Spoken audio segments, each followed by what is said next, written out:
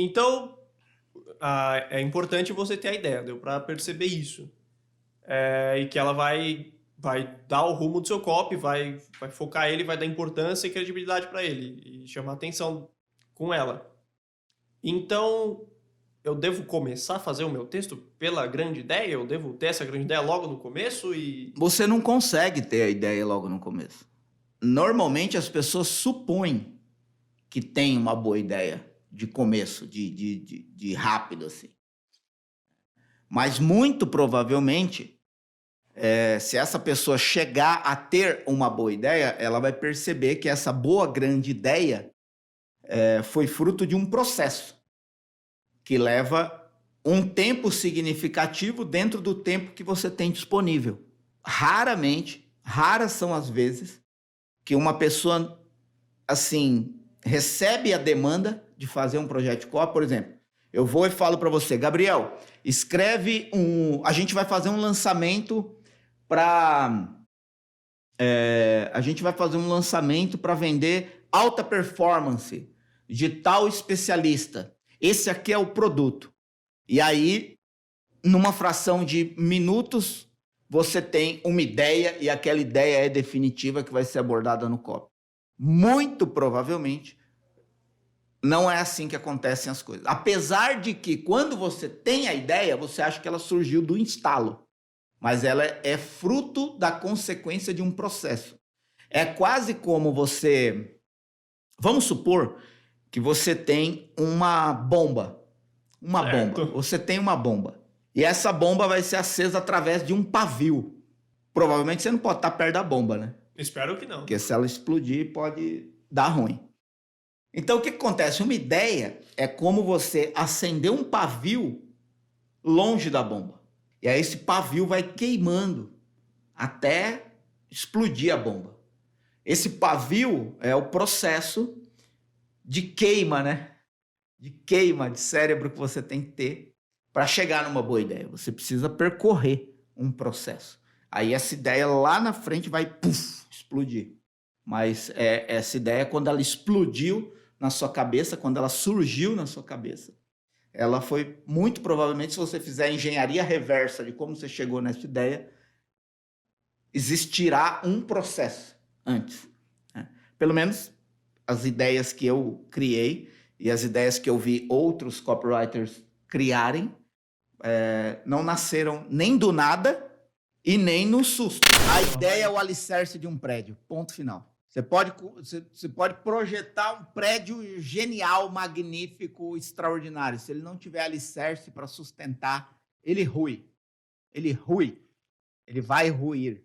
Tem umas palavras no português que não tem como conjugar bonito, né?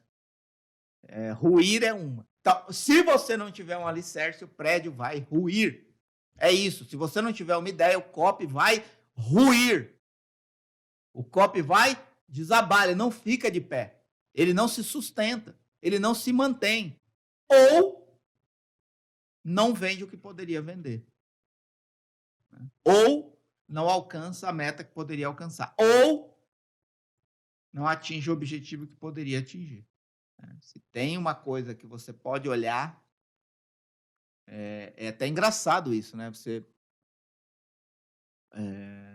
tem um prédio em São Paulo que eu frequento muito, e é um prédio comum, não tem nada de extraordinário no seu tamanho. Né? Um prédio grande, um prédio bonito e tal. E aí ele tem 6 ou 7 andares, 6 andares de estacionamento para baixo. Né? 6 ou 7 andares de estacionamento para baixo. Eu estou falando 6 ou 7 porque eu lembro já de ter deixado o carro no 6º subsolo desse prédio. 6º subsolo. E é incrível como são imensas as colunas do subsolo. São colunas imensas para sustentar tudo aquilo que está para cima. Né? No caso do copy, a ideia é a mesma coisa. A ideia está para o copy como o alicerce está para o prédio. É isso. É isso que você tem que lembrar. Qualquer falha na ideia é perigoso para toda a estrutura do copy. É isso que você tem que pensar. É tanto que os prédios mais avançados, eles têm sistemas de alarme quando alguma parte na estrutura do alicerce apresenta falha. E tem verificações periódicas das colunas que sustentam o alicerce de um prédio para saber se elas estão apresentando trincas, rachaduras, avarias.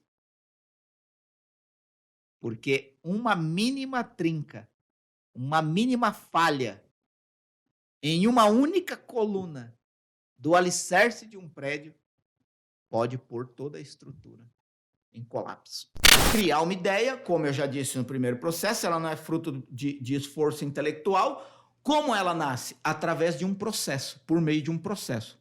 E esse processo pode ser entendido em 5 fases. A primeira fase é o estudo. É você estudar mesmo o tema. É você não confiar só no seu repertório atual. É você amplificar o seu repertório, ainda que você já esteja há um bom tempo no mercado. É sempre bom você amplificar o seu repertório. Porque, por exemplo, se eu falo para você, desenha um Merlin, como a gente teve a experiência esses dias num treinamento, o treinador falou, desenha um Merlin. Então, para uns, o Merlin é um peixe. Para outros, as pessoas sequer sabiam que era um Merlin. Para outros, o Merlin é o pai do Nemo, da animação. Então, isso é repertório. Se a pessoa conhece as duas pontas, sabe que o Merlin é um peixe grande, o peixe mais difícil de ser pescado, enfim, que existe Merlin de 2 cores, que é tipo um peixe-espada, ele tem mais repertório, mais condições de desenhar. E, consequentemente, foi o nome que o roteirista deu para o pai do Nemo. Mas é só uma correlação. Aí você já entende um pouco do repertório. Se você não se aprofundar, você não vai ter o repertório suficiente para ter uma ideia que ainda ninguém teve. No entanto, quando você está na fase de estudo do tema, e você vai estudar audiência, mercado, produto, especialista, você vai mergulhar mesmo naquela parada. Uma coisa que poucas pessoas consideram, e é uma armadilha, é você procurar só coisas positivas a respeito do tema. Por exemplo, você vai vender um produto de emagrecimento, ou de alta performance, ou de artesanato, ou de coaching, você procura artigos, livros, afirmações, depoimentos positivos. Só coisas positivas a respeito daquilo. O que isso faz? Isso te torna cego para determinadas coisas, posições e pontos de vista negativos que estão abordando sobre aquele tema, sobre aquele mercado, sobre aquele nicho, talvez até sobre aquele especialista.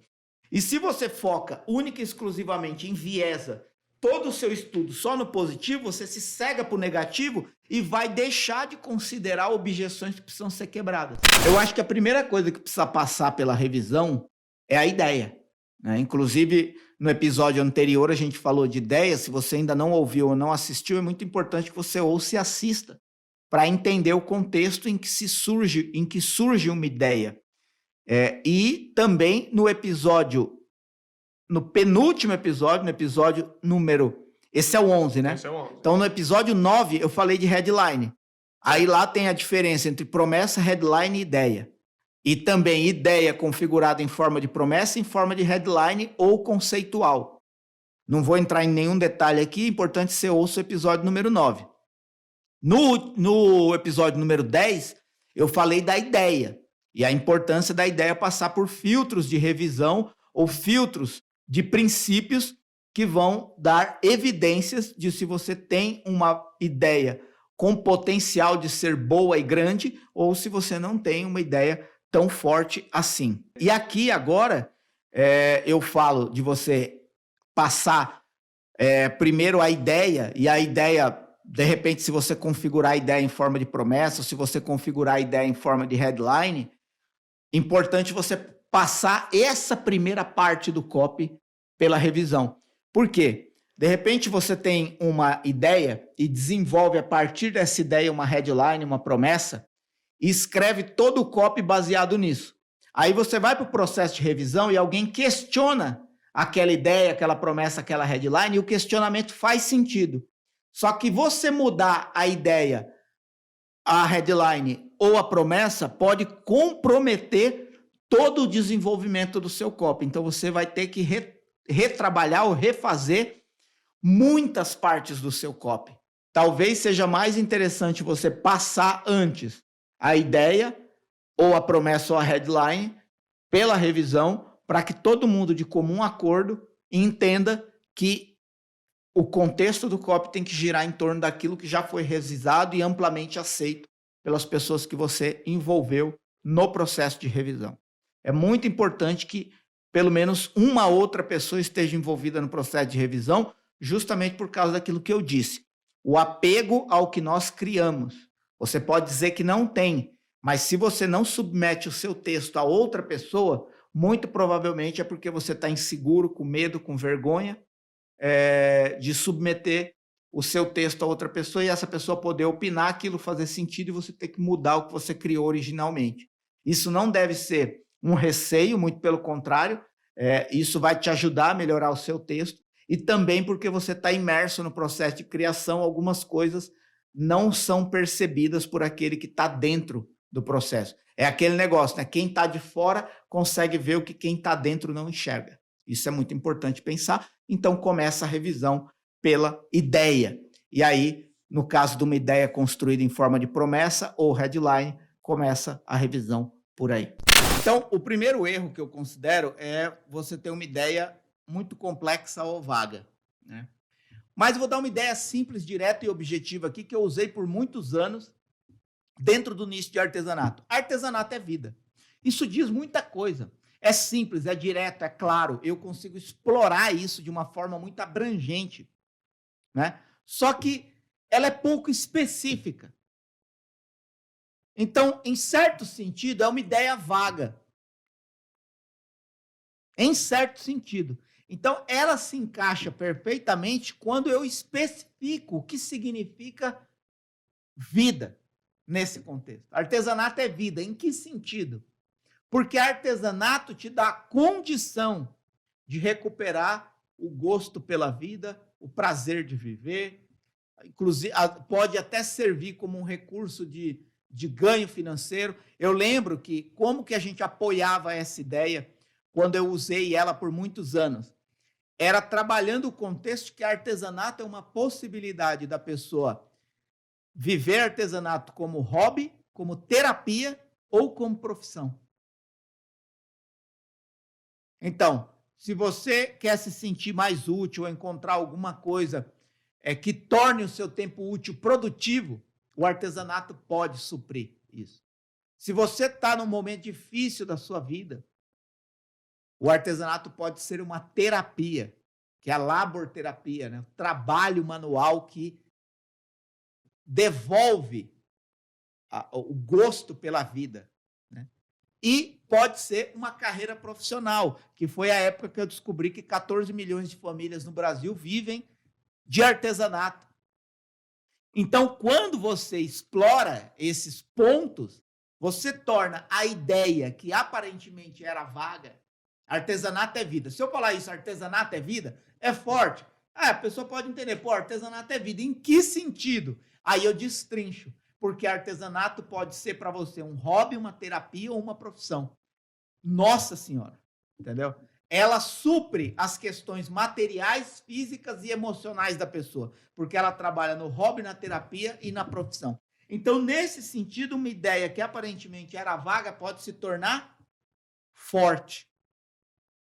Mas se eu não considerar isso e simplesmente repetir que artesanato é vida sem especificar em que sentido, pode não ser forte o suficiente. E a mesma coisa o complexo. O que é o complexo aqui? É quando você fala a sua ideia para alguém e a pessoa não entende imediatamente. Porque uma ideia que precisa ser explicada é como uma piada que precisa ser explicada. Ela perde a força, perde a graça. Não sei se você já teve essa experiência. Eu já tive. Contar uma piada e ninguém ri. Já era. Não adianta você querer recontar a piada. Porque o impulso do primeiro riso já foi perdido. Você quer ver outra? Você contar uma piada e ninguém entender. E aí você quer explicar a piada. Já era, o impulso do primeiro riso você perdeu. Então, para que serve uma ideia? Para você provocar o impulso emocional, o primeiro impacto emocional na pessoa. Se a sua ideia não é entendida imediatamente, você já perdeu o impulso do primeiro impacto emocional. Muito bom. O terceiro erro que você citou foi gerar muitas dúvidas.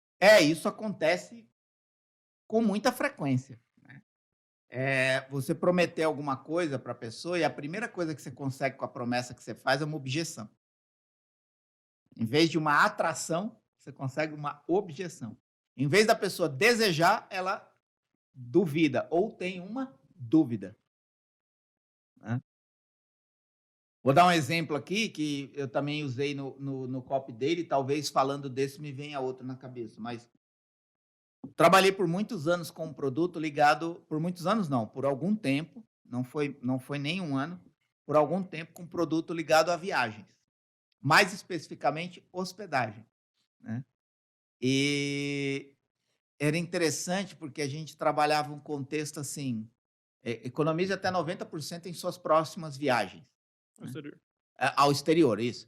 Economize até 90% nas suas viagens ao exterior, nas suas próximas viagens ao exterior. E aí, enfim, a gente trabalhou isso por um tempo, aí depois a gente acabou mudando essa ideia, essa promessa, para algo mais específico, claro e direto. Nunca mais pague por hospedagem nas suas viagens ao exterior. Muito mais forte, muito mais direto, mais objetivo, uma promessa clara.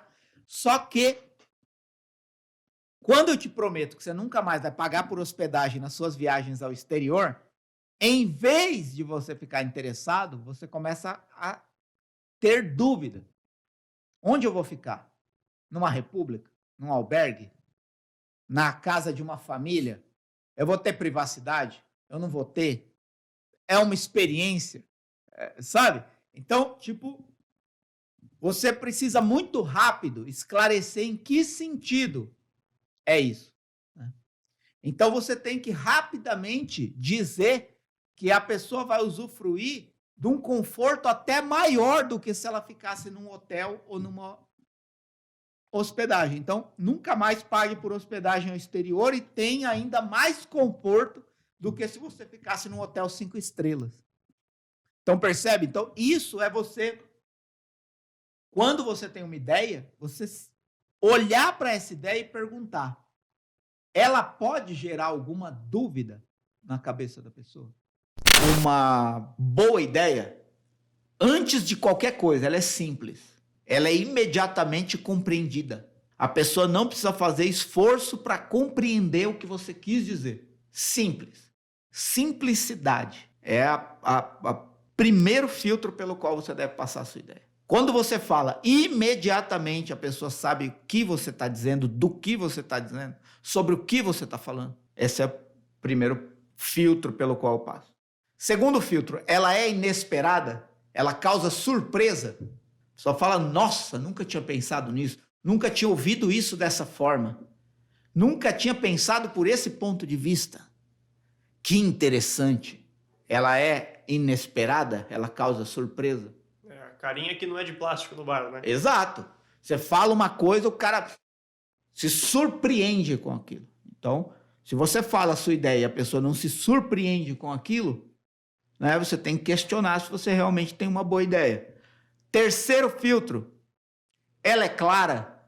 O que é clara? As palavras que você utilizou são imediatamente compreendidas pela pessoa, tem a ver com simplicidade, mas a simplicidade é mais no campo conceitual, é como a pessoa entende que por detrás daquilo existe um benefício. A clareza tem a ver com a organização das palavras e com as palavras utilizadas. As palavras utilizadas estão na altura da compreensão da audiência. Quarto filtro, ela é crível. O que é crível? É imediatamente acreditável. Ou quando eu leio ou ouço isso, eu duvido imediatamente. Não que necessariamente uma boa ideia da qual a pessoa duvide seja necessariamente anulada. Não. Porque se você vier com uma prova imediata em seguida, você pode manter essa ideia.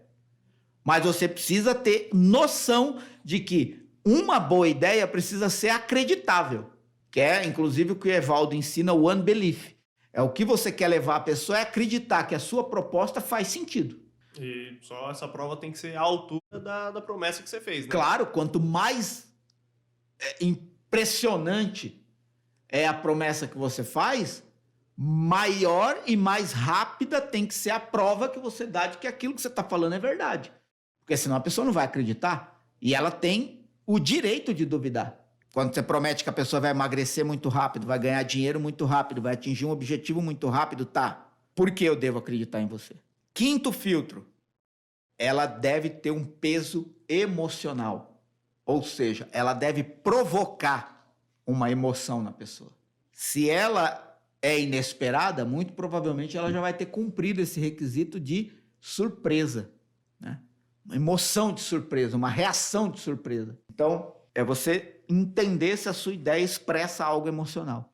E por último, qual o potencial que essa ideia tem de gerar histórias? O que eu digo de gerar histórias? Qual o potencial que ela tem de mudar o curso da história da pessoa que está sendo impactada por aquilo?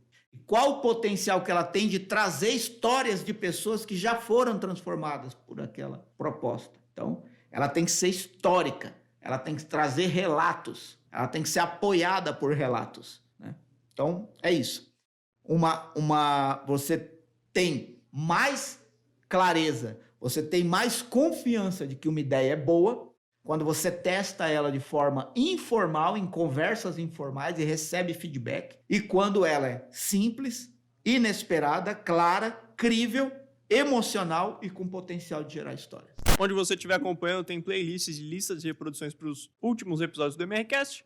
Se você estiver no YouTube, na descrição tem links importantes. Se você estiver no Spotify, vai no Instagram do Marcelo, @MarceloBragion, que você vai ter os mesmos links. Deixe seu like, comentário aqui embaixo falando o que achou, sugestões de temas e compartilhe esse episódio. Muito obrigado a você que acompanhou até aqui e até mais. É isso.